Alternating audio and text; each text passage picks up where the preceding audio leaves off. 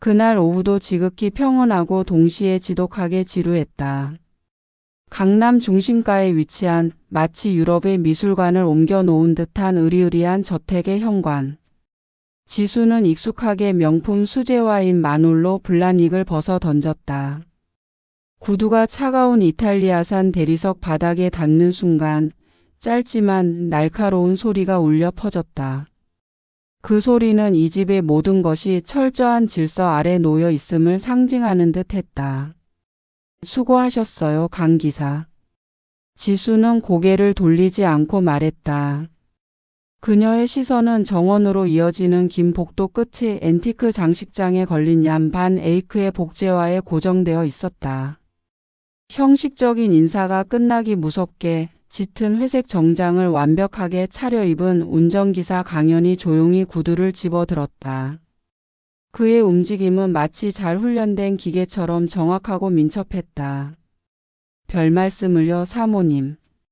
오늘 미술관 일정도 잘 마무리되었습니다. 강연의 목소리는 낮고 차분했다. 언제나 일정한 톤을 유지하는 그 목소리는 지수에게는 마치 오래된 태엽 감는 시계 소리처럼 느껴졌다. 그의 대답은 매뉴얼에 적힌 듯 군더더기가 없었다. 지수는 강연이라는 존재를 자신의 삶을 매끄럽게 돌아가게 하는 수많은 고급 소모품 중 하나로 여겼다. 지수는 국내 굴지의 종합병원 이사장의 외동딸 김지수였다. 28살의 그녀는 태어날 때부터 모든 것을 다 가진 여자였고 운전이라는 행위는 그녀의 삶에서 단 한 번도 직접 해본 적 없는 타인의 몫이었다. 그녀의 전속 운전기사는 강연이었다. 지수는 한국 의료계를 뒤흔들 젊은 천재 의사로 불리는 박정욱과 결혼했다. 정욱은 외모도 출중했지만 무엇보다 명문 의대를 수석으로 졸업한 수재였다. 지수의 아버지는 사위의 능력에 만족하여 강남 한복판에 최첨단 시설을 갖춘 개인 병원을 차려주었다. 사람들은 이들을 재력과 능력이 완벽하게 결합된 커플이라 칭송했다. 결혼 3년 차 그들의 삶은 겉으로 보기에는 빈틈이 없었다. 지수는 정기적으로 사교계 모임에 참석했고 정욱은 병원 경영과 연구에 몰두했다. 하지만 그 완벽함은 지수에게 점차 숨막히는 질식감으로 다가왔다.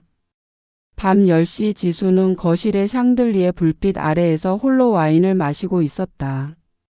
잠시 후 현관문이 열리고 정욱이 들어섰다. 그는 피곤한 기색 없이 완벽한 슈트 차림이었고 그의 얼굴에는 성공한 남자의 특유의 자신감이 서려 있었다. 늦었네, 여보. 미안해, 지수야. 응급수술이 좀 길어졌어. 이사님이 새로 투자할 의료기기권 때문에 얘기할 게 있는데 자고 있나 했네. 정욱은 지수에게 형식적인 키스를 건넸다. 키스는 따뜻하지도 차갑지도 않은 그저 의무적인 접촉이었다. 그는 곧바로 서재로 향하며 지수에게 말했다. 지수는 텅 빈 눈으로 와인잔을 바라봤다. 정욱과의 대화는 늘 병원 투자 스케줄 같은 사무적인 이야기뿐이었다. 지수라는 인간에 대한 이야기는 없었다. 그녀는 정욱의 옆자리보다 늘 운전석 뒤편, 강연이 운전하는 검은색 세단의 뒷자리가 훨씬 더 익숙했다. 정욱과의 거리는 침대에서도 식탁에서도 이 저택 전체에서도 너무 멀게만 느껴졌다. 지수의 일상은 언제나 강연과 함께였다. 오전 10시 피트니스 센터, 12시 사모님들과의 브런치 모임, 오후 3시 갤러리 또는 쇼핑, 이동하는 시간만 하루 평균 4시간. 그 시간 동안 강연은 그림자처럼 존재했다. 강연은 말이 거의 없었다. 하지만 지수의 사소한 습관을 귀신같이 알고 있었다. 지수가 차에 타면 그는 늘 볼륨을 낮춰 재즈 클래식을 틀었다. 지수가 커피를 마시지 않는 날에는 따뜻한 캐모마일 티를 준비했고 특히 비가 오는 날에는 차 안의 온도를 평소보다 1도 높여놓았다. 이 모든 것은 지수가 요청한 적이 없는 배려였다. 어느 날 지수는 정욱의 모호한 태도 때문에 크게 실망한 날이었다. 병원 재단 이사회에서 그녀의 역할을 무시하는 정욱의 발언을 들은 후였다. 집으로 돌아가는 차 안에서 지수는 자기도 모르게 눈물을 흘렸다. 최대한 소리를 내지 않으려 했지만 그녀의 떨리는 어깨는 운전석의 강연에게도 전달되었다. 강연은 백미러로 붉어진 지수의 눈가를 발견하고는 평소 지름길을 포기하고 조용히 차를 한강변에 인적 없는 곳에 세웠다. 그는 시동을 끄지 않고 조용히 차에서 내렸다. 잠시 후 강연이 다시 차 문을 열었다. 사모님, 잠시 바람 쐬고 오시겠습니까? 이대로 들어가시면 사장님께서 걱정하실까 봐요. 그의 말은 완곡했지만 지수를 위로하려는 의도가 명확했다. 그리고 그는 트렁크에서 보온병을 꺼내 지수가 가장 좋아하는 따뜻한 생강차를 종이컵에 담아 건넸다. 그리고는 차가운 손수건 대신 새 것처럼 깨끗한 흰색 손수건을 조용히 건넸다. 그는 다시 운전석으로 돌아갔다. 그 침묵 속의 위로. 그 익숙한 냄새, 세탁된 빳빳한 정장 냄새와 그 아래에서 느껴지는 은은한 비누 냄새. 그 순간 지수는 자신을 옥죄던 금빛 세장, 즉 정욱과 아버지의 완벽한 세상과는 완전히 단절된 강연만의 작고 따뜻한 공간에 들어와 있다는 느낌을 받았다. 그들의 관계는 여전히 운전기사와 사모님이었지만 그 얇고도 두꺼운 유리창 너머로 설명할 수 없는 감정의 그림자가 드리우기 시작했다. 지수의 딱딱하게 굳은 마음에 작은 균열이 생기는 순간이었다. 그녀는 자신의 외로움을 유일하게 목격하고 이해해주는 이 남자에게 위험할 만큼 미세하게 기울어지기 시작했다. 결혼 생활 3년은 지수에게 있어 완벽한 연기의 연속이었다.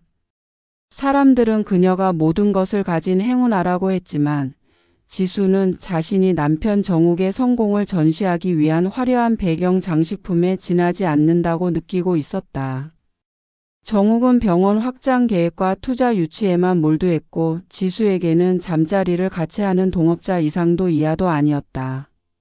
그의 시선은 늘 더 큰 명예와 재산으로 향해 있었고 지수 개인의 감정이나 외로움 따위는 그의 계산 속에서 철저히 배제되었다. 지수는 이 무료함과 공허함을 채우기 위해 밖으로 나돌았다. 주로 미술품 경매장이나 청담동의 최고급 편집숍 혹은 재벌가 사모님들의 브런치 모임이 그녀의 주된 스케줄이었다. 그리고 이 모든 이동의 중심에는 늘 강연이 있었다. 지수와 강연의 공간은 언제나 검은색 고급 세단, 그것도 뒷좌석과 운전석이라는 명확한 경계가 존재하는 곳이었다. 그들 사이에는 투명한 공기층이 아닌 계급과 신분이라는 얇지만 견고한 유리창이 가로막고 있었다. 강연은 그녀의 그림자였지만 역설적으로 지수는 그 그림자와 함께 보내는 시간이 남편과의 시간보다 몇 배나 길었다. 그 긴 시간 동안 지수는 그 무뚝뚝한 운전기사에게서 남편에게 받지 못하는 종류의 섬세한 관심을 발견했다. 어느 날 지수가 친구들과 과음을 한 날이었다. 지수는 압구정동의 고급 일식집에서 새벽 2시가 넘도록 술을 마셨고 정욱은 당직이라 연락조차 되지 않았다. 강연은 지수가 술을 마시는 내내 건물 앞에서 묵묵히 기다리고 있었다. 만취한 지수는 거의 정신을 차리지 못했다. 강 기사 왔어요? 지수는 혀가 꼬인 채 강연에게 물었다. 강연은 한 팔로 지수의 허리를 단단히 부축하며 조심스럽게 차에 태웠다. 네, 사모님. 제가 왔습니다. 조심해서 타세요. 강연의 목소리는 언제나처럼 차분했지만 지수는 그의 단단한 팔뚝과 숨결에서 느껴지는 미세한 떨림을 감지했다. 평소보다 더 가까이 다가온 강연의 짙은 회색 정장. 그 정장에서 뿜어져 나오는 냄새는 정욱의 늘 깔끔하고 고급 향수로 소독된 듯한 냄새와는 완전히 달랐다. 땀 냄새인지 아니면 그가 하루 종일 맡았을 바깥 세상의 흙냄새인지 모를 어딘가 거칠고 투박하지만 솔직한 냄새가 지수의 코끝을 자극했다. 그 냄새는 지수가 살고 있는 고립된 금빛 세상 밖에 존재하는 진짜 세상의 냄새 같았다. 차에 몸을 싣자 지수는 긴장이 풀린 듯 주체할 수 없는 눈물이 터져 나왔다. 그녀는 자신의 삶, 정욱과의 공허한 관계, 그리고 이 모든 것을 짊어져야 하는 자신의 처지가 서러웠다. 강 기사. 나 좀 봐요. 나 불쌍하지 않아요? 지수는 흐느끼며 말했다. 강현은 운전석에 앉은 채 꼼짝도 하지 않았다. 하지만 그의 굳게 담은 입술과 꽉 쥔 운전대 위의 손등에 솟아난 힘줄이 그의 내면이 얼마나 격렬하게 흔들리고 있는지를 보여주었다. 사모님 진정하십시오.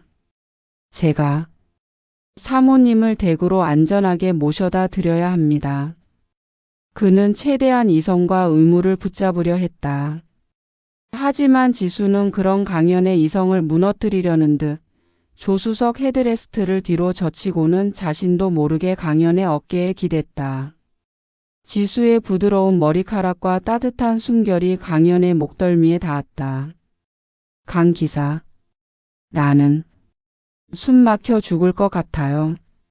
내가 누군지 뭘 원하는지 아무도 몰라줘요. 정욱 씨는 나한테 관심도 없어. 지수의 입술이 강연의 귓가에 닿을 듯 말 듯 가까워졌다. 강연은 심장이 터져 나갈 것 같은 격렬한 박동을 느꼈다. 그는 감히 고개를 돌릴 수 없었다. 그의 머릿속에서는 고용주, 이사장님, 해고, 예의 같은 단어들이 경고음처럼 울려 퍼졌지만 동시에 그의 어깨에 기대어 있는 이 여인의 연약함이 그의 모든 이성적인 장벽을 허물어뜨리려 했다. 사모님 이러시면 안 됩니다. 저는 운전기사입니다. 강현은 겨우 목소리를 쥐어짜냈다. 그의 목소리는 평소의 차분함과는 달리 미세하게 떨리고 있었다. 운전기사면 어때요? 강 기사만 나를 보잖아요. 강 기사만 내 말 들어주잖아요. 지수는 마치 울부짖듯 속삭였다. 강현은 더 이상 버틸 수 없었다. 그는 천천히 그리고 조심스럽게 고개를 돌려 백미러를 보았다.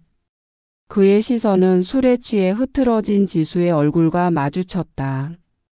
그 짧은 순간의 접촉은 마치 두 개의 행성이 충돌하는 듯한 강렬함을 가져왔다. 집에 도착했습니다, 사모님. 강현은 최대한 평정을 유지하며 말했다. 지수는 순간 자신이 저지른 무례와 충동적인 행동을 깨닫고 황급히 몸을 일으켰다. 그녀의 얼굴은 술기운이 아닌 당혹감과 수치심으로 붉어져 있었다. 죄송해요, 강 기사. 제가 너무 취했나 봐요. 다 잊어주세요. 지수는 허둥지둥 차에서 내렸고 강현은 평소처럼 조용히 차를 주차하고 저택으로 들어갔다. 하지만 그 짧은 순간의 접촉은 두 사람 모두에게 잊을 수 없는 떨림으로 남았다. 그날 이후 그들의 침묵은 이전과는 완전히 다른 팽팽하고 위험한 긴장감으로 채워지기 시작했다. 백미러를 통해 마주치는 시선에는 더 이상 고용주와 운전기사라는 역할극의 틀을 벗어난 설명할 수 없는 감정의 그림자가 명확하게 드리워지고 있었다. 그들 사이의 얇은 유리창은 이미 산산조각 나기 시작했고 지수는 그 파편 위에서 위험한 발걸음을 내딛기 시작했다. 한강변에서의 그날 밤 이후 지수와 강현 사이에는 예전의 사무적인 공기가 돌아올 수 없었다. 검은색 세단의 뒷좌석은 더 이상 단순한 이동 공간이 아니었다. 그곳은 두 사람의 복잡하고 위험한 감정이 교차하는 밀실이 되었고 지수는 강현에게 병적으로 의지하기 시작했다. 남편 정욱의 부재와 그로 인해 생긴 외로움의 공백을 강현이 완벽하게 그리고 묵묵히 채워주고 있었다. 지수의 모든 일상, 모든 감정의 기복을 강현은 가장 가까이에서 공유하는 유일한 사람이었다. 지수는 이제 차 안에서 더 이상 잠을 자거나 휴대폰만 들여다보지 않았다. 대신 운전석에 앉은 강연의 뒷모습을 관찰하는데 시간을 보냈다. 단정하게 깎인 뒷머리 아래로 드러나는 굳건한 목덜미, 정장 안에 곧은 어깨, 그리고 운전대를 잡은 투박하지만 믿음직한 손. 지수는 그가 자신에게는 없는 강인함과 현실성을 가지고 있다고 생각했다. 그녀의 세상은 너무나 깨끗하고 무균 상태였지만 강연의 세상은 흙냄새와 사람 사는 냄새가 났다. 그 현실이 그녀에게는 절실하게 필요했다. 강 기사는 퇴근하고 뭘 하세요? 어느 날 지수가 불쑥 물었다. 강연은 백미러로 지수를 흘깃보고는 평소보다 아주 짧게 대답했다. 특별한 건 없습니다. 집에 가서 쉬거나 다음 날 운행 경로를 점검합니다. 여자친구는요? 없어요. 강연의 어깨가 아주 미세하게 경직되었다. 저는 지금은 일에만 집중하고 싶습니다, 사모님. 그의 대답은 칼같이 선을 긋는 것처럼 들렸지만 지수는 그 뒤에 숨겨진 불편함과 망설임을 읽을 수 있었다. 그가 선을 그으려 할수록 지수는 그 선을 넘고 싶은 충동을 느꼈다. 이 완벽하게 통제된 삶에서 벗어나기 위한 유일한 탈출구 같았다. 운명의 주말이 찾아왔다. 정욱이 병원 소유의 고급 요트 구매권으로 급히 해외 컨퍼런스에 참석하게 된 것이다. 며칠간의 자유. 지수는 그 갑작스러운 자유에 약간의 불안과 동시에 뜨거운 기대감을 느꼈다. 토요일 오후 지수는 평소와는 전혀 다른 복장으로 차에 올랐다. 명품 브랜드 대신 편안한 캐주얼 복장, 진한 화장 대신 가벼운 틴트만 바른 채였다. 강 기사. 오늘은 제가 가고 싶은 곳으로 가주세요. 남편도 없고 친구들도 오늘은 안 만나요. 그냥 서울의 아무 곳이나요. 사람들이 많은 곳. 강연은 지수의 명령에 잠시 머뭇거렸다. 그는 지수의 얼굴을 통해 그녀가 오늘 원하는 것이 단순한 드라이브가 아님을 직감했다. 나 오늘은 김지수 말고 그냥 평범한 여자로 있고 싶어요. 뒷골목 시장이든 헌책방이든 상관없어요. 그냥 이 세상 밖으로 나가고 싶어요. 강연은 결국 고집을 꺾었다. 그는 고급 세단을 몰아 강남의 번화가를 벗어나 지수의 삶과는 동떨어진 서민들의 생활이 고스란히 묻어나는 재래시장 근처로 향했다. 지저분하지만 활기 넘치는 골목길, 노점상에서 피어오르는 매캐한 연기, 사람들 틈에서 들려오는 시끌벅적한 목소리. 이 모든 것이 지수에게는 생경하고 강렬한 자극이었다. 그들은 시장통을 걸었다. 강연은 정장 대신 입고 온 간소한 점퍼 차림이었지만 여전히 그녀를 따라다니는 그림자였다. 하지만 이곳에서는 그들의 관계가 조금은 덜 부자연스러워 보였다. 지수는 시장에서 산 저렴한 떡볶이와 튀김을 들고 까르르 웃었다. 평소 입던 옷을 벗어던진 그녀는 그곳에서 비로소 사람이 된 것 같았다. 밤늦게 강연은 차를 한적한 언덕길에 세웠다. 서울의 야경이 한눈에 내려다 보이는 곳이었다. 그들은 시장에서 산 떡볶이와 순대를 차 안에 놓고 나누어 먹었다. 이런 게 진짜 삶 같아요. 남편하고는 이렇게 길거리 음식 먹는 거 상상도 못해요. 칼로리 위생품이 따질 게 너무 많아서. 지수가 씁쓸하게 웃었다. 강 기사 덕분에 오늘은 안 힘들었어요. 근데 강 기사는 꿈이 뭐예요? 이 일을 계속할 거예요? 지수가 다시 불쑥 물었다. 강연은 잠시 젓가락을 멈췄다. 창밖의 야경을 바라보는 그의 눈빛에는 씁쓸함과 동시에 강한 의지가 엿보였다. 저는 작은 중고차 매매상을 차리고 싶습니다. 열심히 일해서 작은 집 한 채 마련하고 혼자서 조용히 살고 싶어요. 남들에게 패 끼치지 않고 제 힘으로 뭔가를 일구는 삶이요. 소박하고 진솔한 대답이었다. 지수는 그 대답이 자신의 삶과 얼마나 극명하게 대비되는지를 깨달았다. 그녀의 삶은 모든 것이 이미 주어진 것이었고 강연의 삶은 스스로 쟁취해야 할 것이었다. 그 순간 지수의 마음속에서 연민과 욕망이 뒤섞여 폭발했다. 그녀는 충동적으로 강연이 입가에 묻힌 고추장 양념을 닦아주기 위해 손을 뻗었다.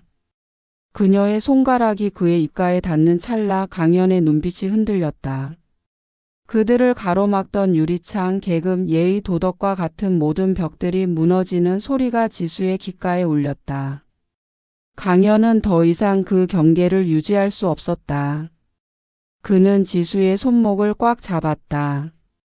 그의 손은 떡볶이 국물로 살짝 끈적했지만 그 뜨거운 체온은 지수의 이성을 마비시켰다. 사모님. 강연은 떨리는 목소리로 속삭였다. 저한테 이러시면 안 됩니다. 정말 안 됩니다. 왜 안 돼요? 내가 원하는데. 지수는 그의 눈을 똑바로 쳐다보며 자신의 모든 외로움과 갈망을 담아 속삭였다. 아무도 나를 안아주지 않아요. 나 당신이 필요해요. 강 기사. 강연은 결국 무너졌다. 이사장님의 외동딸이자 존경받는 의사의 아내. 감히 넘볼 수 없는 존재였지만 지금 이 순간 그녀는 세상에서 가장 외롭고 연약한 여자로 그의 눈앞에 있었다. 그는 지수를 운전석 쪽으로 끌어당겼다. 차 안의 공기는 순식간에 뜨거워졌고 그들의 입술이 닿는 순간 차창 밖으로 보이는 휘황찬란한 서울의 야경은 순식간에 무의미한 배경으로 사라졌다. 그들의 위험한 비밀은 검은 세단에 닫힌 공간 속에서 시작되었다.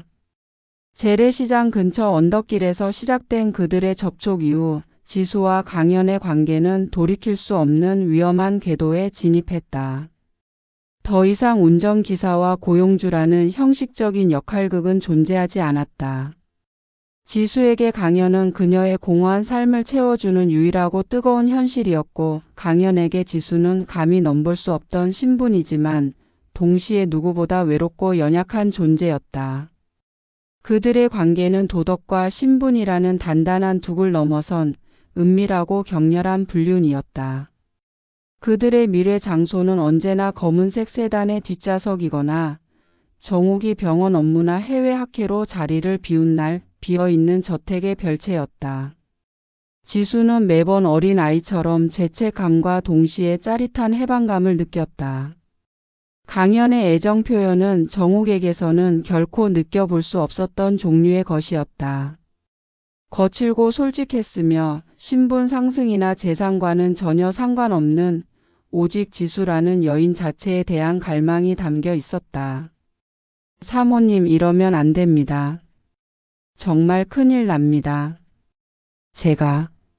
제가 이렇게까지 하는 건 정말 잘못된 일입니다. 강연은 매번 괴로워하며 스스로에게 경고했지만 그의 말은 늘 지수의 손길 앞에서 무력해졌다. 나는 괜찮아요, 강 기사. 아무도 몰라요. 그리고 내가 괜찮다고 하면 괜찮은 거예요. 지수는 나긋하지만 단호하게 말했다. 당신도 나를 원하는 거 알잖아요. 당신 눈빛이 말해주잖아요. 지수는 강연의 정장을 벗기고 그 안에 감춰져 있던 거칠고 단단한 몸을 탐닉했다. 강연은 자신에게 주어진 모든 것을 걸고 이 관계에 뛰어들었다. 그는 지수를 안을 때마다 자신이 넘지 말아야 할 선을 넘고 있다는 죄책감에 시달렸지만 지수의 외로움과 갈망을 외면할 수 없었다. 그것은 마치 금단의 열매와 같아서 맛볼수록 더욱 깊이 중독되어 갔다. 그들의 만남은 잦아졌고 그들의 비밀은 저택의 두꺼운 벽 아래 깊숙이 묻혀갔다. 하지만 완벽한 비밀이란 세상에 존재하지 않는 법이다. 어느 날 오후 정욱이 예상보다 이틀 일찍 해외 학회를 마치고 귀국했다. 지수는 아무것도 모르고 친구들과의 모임 후 집으로 돌아왔고 강연은 평소처럼 그녀를 현관까지 모셔다 드렸다. 강현이 차를 주차장으로 돌리려는 순간 현관문이 열리며 정욱이 나왔다. 그는 병원 사람들에게 줄 선물을 가져오지 않아 급히 짐을 가지러 잠시 들른 참이었다. 여보 벌써 왔네. 이틀 뒤에 온다고 했잖아요. 지수는 놀랐지만 티를 내지 않으려 애썼다. 급한 일이 있어서 짐만 가지러 왔어. 마침 강 기사도 왔네. 정욱은 지수를 쳐다보지도 않고 강현에게로 시선을 돌렸다. 강 기사, 내가 다음 달에 병원에 새로 들여놓을 벤츠 마이바흐 견적서 좀 가져다줘. 오늘 당장 확인해야 해. 아까 전화하려다 말았는데. 네, 사장님. 지금 바로 서재로 가져가겠습니다. 강현은 순간적으로 경직되었지만 곧바로 완벽한 표정으로 답했다. 정욱은 강현에게서 다시 지수에게로 시선을 옮겼다. 오늘 모임은 재미있었어? 저녁은 먹었지? 난 다시 병원으로 가봐야 해. 곧 이사회 준비 때문에 정신 없을 거야. 네, 다녀오세요. 피곤할 텐데 무리하지 말고요.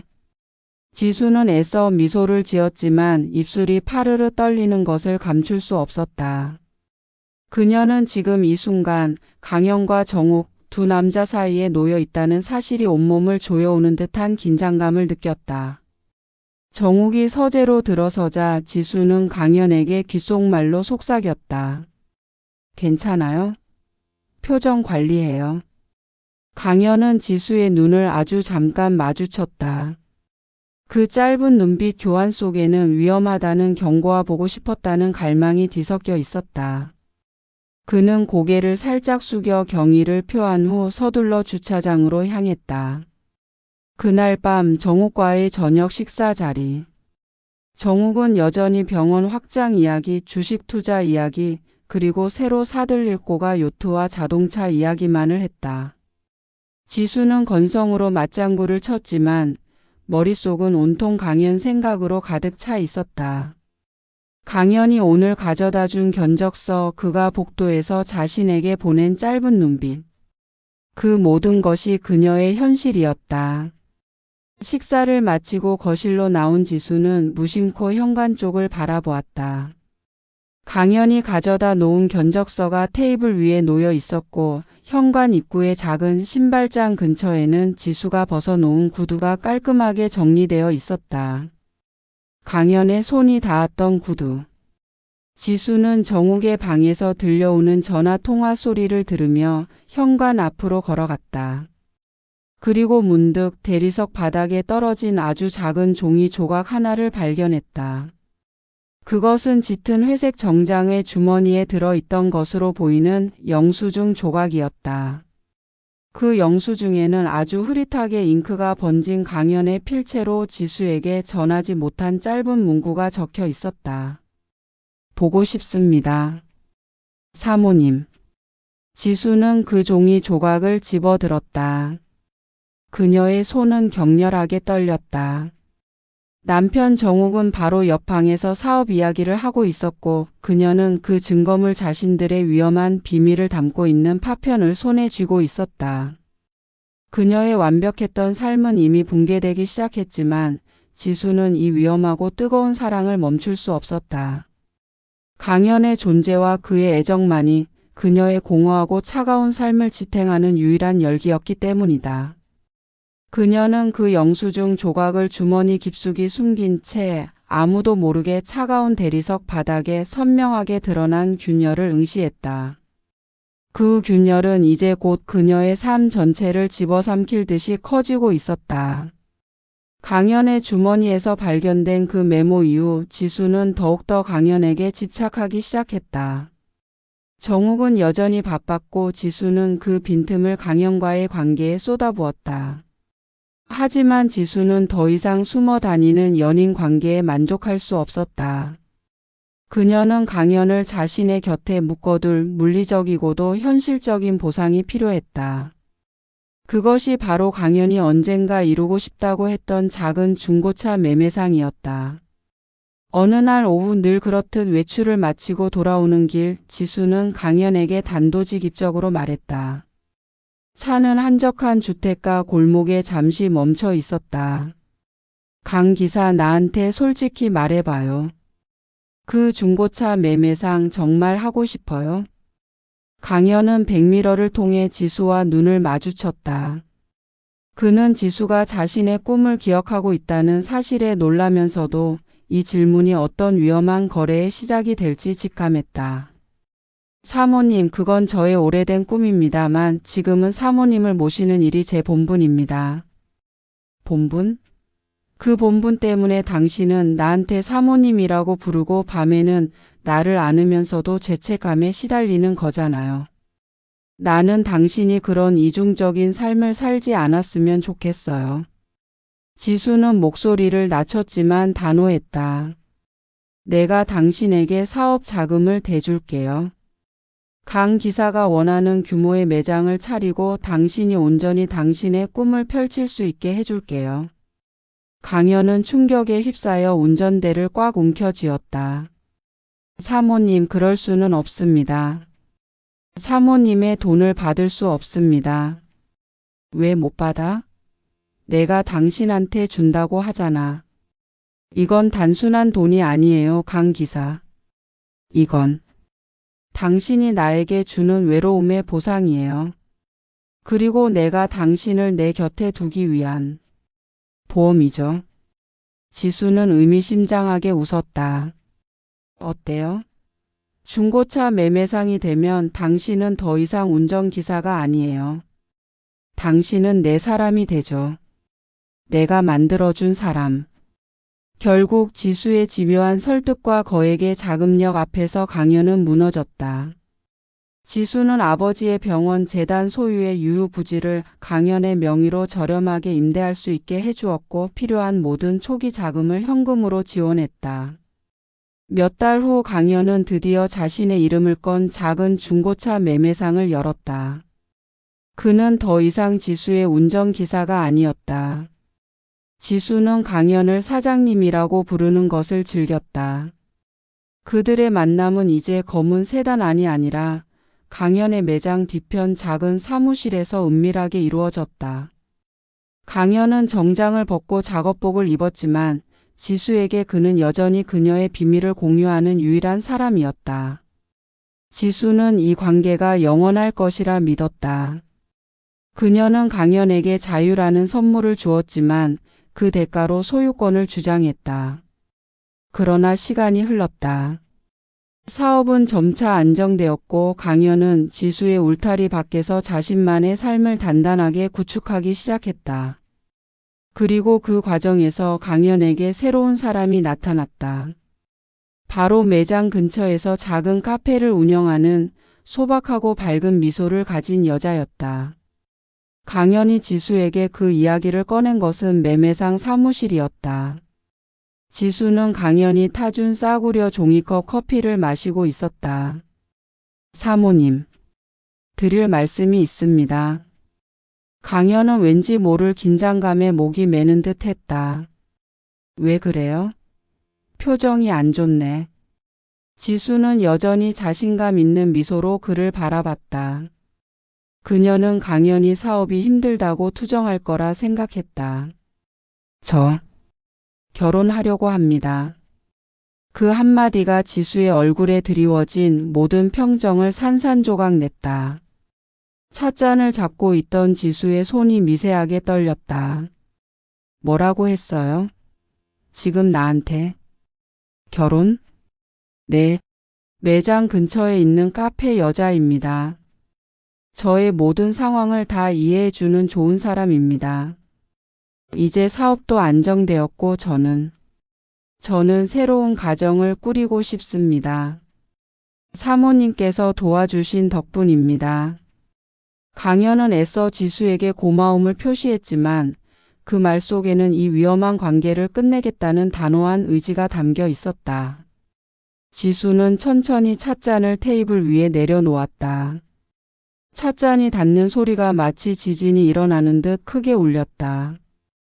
그녀의 눈빛은 순식간에 차갑게 얼어붙었고 이전의 애정이 담긴 눈빛은 사라지고 오직 소유욕과 분노만 남았다. 강현 씨, 당신 지금 정신이 나갔어요? 결혼? 당신이 결혼을 한다고요? 지수는 억눌린 목소리로 물었다. 저는 사모님을 더 이상 힘들게 하고 싶지 않습니다. 이 관계는 사모님에게도 저에게도 좋지 않습니다. 사모님도 이제 제발 남편분께 돌아가셔야 합니다. 강현은 지수에게 애원하듯 말했다. 지수는 차가운 비웃음을 흘렸다. 내가 왜 돌아가야 해? 당신이 내 사람인데. 당신이 지금 이 모든 걸 어떻게 얻었는지 잊었어요? 이 매장, 이 땅, 이 모든 돈 다 내 거예요. 내가 준 거라고. 지수는 자리에서 일어나 강현에게 다가섰다. 당신은 나의 비서였고 나의 운전기사였고 그리고 나의 불륜 상대였어요. 이 모든 게 내 손바닥 안에 있다는 거 잊었어? 강현은 얼굴이 하얗게 질렸다. 사모님, 제가 사업을 성공적으로 이끌어서 돈은 꼭 갚겠습니다. 시간을 주십시오. 돈? 갚아? 하. 지수는 소리 내어 웃었다. 그 웃음은 분노의 찬 비명처럼 들렸다. 강현 씨, 당신은 나에게 돈을 갚는다고 이 관계에서 자유로워질 수 없어요. 당신은 나를 배신한 거예요. 나를 이용하고 버리려고 하는 거라고. 지수는 강현의 멱살을 잡고 속삭였다. 그녀의 눈은 광기로 빛나고 있었다. 당신이 만약 그 여자랑 결혼이라도 하는 날에는 당신의 모든 비밀을 정욱 씨한테 다 말할 거예요. 당신이 나랑 무슨 짓을 했는지, 내가 당신한테 돈을 대주고 매장을 차려줬는지, 당신이 사모님에게서 돈을 뜯어내서 사업을 벌인 파렴치한 기사라는 걸 그 여자한테도 세상에도 알려줄 거예요. 강현은 충격에 휩싸여 말을 잇지 못했다. 그의 꿈은 지수의 돈으로 세워졌고 이제 그 꿈 자체가 지수에게 붙잡힌 덫이 되어버렸다. 당신은 나 없이는 아무것도 될 수 없어요. 당신의 꿈은 내 손 안에 있어. 강현 씨, 명심해요. 당신은 영원히 내 사람이야. 그 결혼 당장 취소해. 아니면 당신은 모든 것을 잃게 될 거예요. 다시 운전기사 자리로 돌아오는 것조차 불가능하게 될 거라고. 지수의 협박은 강현의 삶을 완전히 옥죄는 족쇄였다. 강현은 자신이 지수라는 금빛 세 장을 벗어났다고 생각했지만 지수는 더 크고 견고한 소유의 세 장을 만들어 그를 가둬버렸다. 강현은 고개를 숙인 채 잃어버린 꿈과 파괴된 미래 앞에서 비참하게 무너졌다. 지수는 자신이 원하는 것을 얻어냈다는 듯 싸늘한 승자의 미소를 머금었다. 그녀의 집착은 이제 파국으로 치닫고 있었다. 강현은 지수의 굴레 속에서 고통스러운 나날을 보냈다. 지수가 준 중고차 매매상은 이제 그의 꿈을 짓밟는 족쇄가 되었고 그는 그녀의 소유물처럼 취급되었다. 강현은 이 비참한 관계를 끝내고 적어도 자신에게 남아있는 최소한의 양심 사랑하는 민서에게 용서를 구하고 모든 것을 잃더라도 진실을 밝히는 것을 지키고 싶었다. 그는 지수와의 불륜 관계를 폭로하여 모든 것을 파괴하고 그 끝에서 비로소 자유로워지기로 결심했다. 어느 늦은 밤 강현은 용기를 내어 지수의 남편 정욱에게 연락을 취했다. 박 사장님, 죄송하지만 드릴 말씀이 있습니다. 사장님과 관련된 아주 중요하고 은밀한 이야기입니다. 정욱은 한밤중에 걸려온 전 운전기사의 전화에 불쾌했지만 강현의 목소리에서 느껴지는 심상치 않은 긴장감에 결국 병원 근처 호텔 라운지에서 그를 만났다. 강 기사, 내가 자네에게 줄 수 있는 시간은 10분뿐이야. 무슨 이야기지? 혹시 돈 문제인가? 정욱은 여전히 강현을 돈으로 움직이는 사람으로 치부했다. 돈 문제가 아닙니다, 사장님. 사장님의 아내 김지수 사모님에 대한 이야기입니다. 강연은 떨리는 목소리로 천천히 하지만 단호하게 모든 것을 털어놓았다. 중고차 매매 자금 지원, 그리고 검은 세단 안에서 시작된 불륜 관계, 지수의 집착과 협박까지. 강연의 이야기가 끝났을 때 정욱의 표정은 충격과 분노로 뒤섞여 있었다. 그는 잠시 말을 잃고 강연을 노려보았다. 이 더러운 놈이 감히. 내가 지금 무슨 말을 짓거리는지 알아? 감히 이사장님 따님을 모시던 주제에. 정욱은 테이블을 내리쳤지만 그의 분노는 곧 냉철한 계산으로 바뀌었다. 정욱은 지수와의 사랑 따위는 이미 오래전에 식은 지 오래였지만 지수가 가진 아버지의 병원 지분과 재산은 포기할 수 없었다. 이 비밀은 그에게 완벽한 무기가 될 수 있었다. 그는 강연의 말을 모두 녹음하고 증거를 확보한 뒤 다음 날 아침 지수를 서재로 불렀다. 당신이 강 기사라는 놈과 무슨 짓을 했는지 나한테 솔직히 말해봐. 정욱은 녹음된 강연의 목소리를 지수에게 들려주었다. 지수는 온몸에 피가 얼어붙는 듯한 충격을 받았다. 강연의 배신 그리고 정욱의 냉정한 협박 앞에서 그녀는 아무것도 할 수 없었다. 강연 씨가 나를 모함하는 거예요. 말도 안 돼. 지수는 필사적으로 부인했지만 정욱은 비웃었다. 모함? 내가 이미 강 기사의 중고차 매매상 자금 출처까지 다 확인했어. 당신 아버지 몰래 비자금으로 빼돌린 돈이더군. 당신의 불륜, 횡령 그리고 이 모든 추잡한 비밀을 내가 알고 있다는 거야. 정욱은 지수의 턱을 잡고 차갑게 속삭였다. 난 당신과의 결혼을 깨고 싶지 않아. 하지만 이대로는 안 되겠어. 나에게 이사장님의 병원 지분 15%를 추가로 넘겨. 그리고 이 사실에 대해 영원히 입 다물어. 그러면 나는 당신의 이 더러운 비밀을 무덤까지 가져갈게. 강연의 배신 그리고 정욱의 잔혹한 협박은 지수의 이성을 완전히 마비시켰다. 그녀는 사랑과 복수의 감정이 뒤섞여 격렬한 분노에 사로잡혔다. 그날 밤 지수는 술을 병째 들이켰다. 모든 것이 강연 때문이었다. 그녀를 이토록 비참하게 만든 것도 그녀의 삶을 파국으로 몰아넣은 것도 모두 강연이었다. 술에 취해 이성을 잃은 지수는 자신의 승용차 키를 들고 밖으로 뛰쳐나갔다. 그녀의 머릿속에는 오직 하나, 강연의 모든 것을 파괴해야 한다는 생각뿐이었다. 한밤중 강연의 중고차 매매상 사무실 앞. 불은 꺼져 있었지만 강연은 그 안에서 짐을 정리하고 있었다. 지수는 차를 몰고 질주했다. 헤드라이트 불빛이 어둠을 가르고 그녀의 발은 브레이크 대신 엑셀을 밟았다. 굉음과 함께 지수의 승용차가 강연의 사무실 유리창을 향해 돌진했다. 강연. 너 때문에. 강철과 유리가 부서지는 섬뜩한 소리, 그리고 차량이 멈춘 후에 길고 불길한 침묵. 사무실 안에서 미처 피하지 못한 강연은 피를 흘리며 쓰러져 있었다. 지수는 핸들에 머리를 박은 채 그 처참한 광경을 멍하니 바라보았다.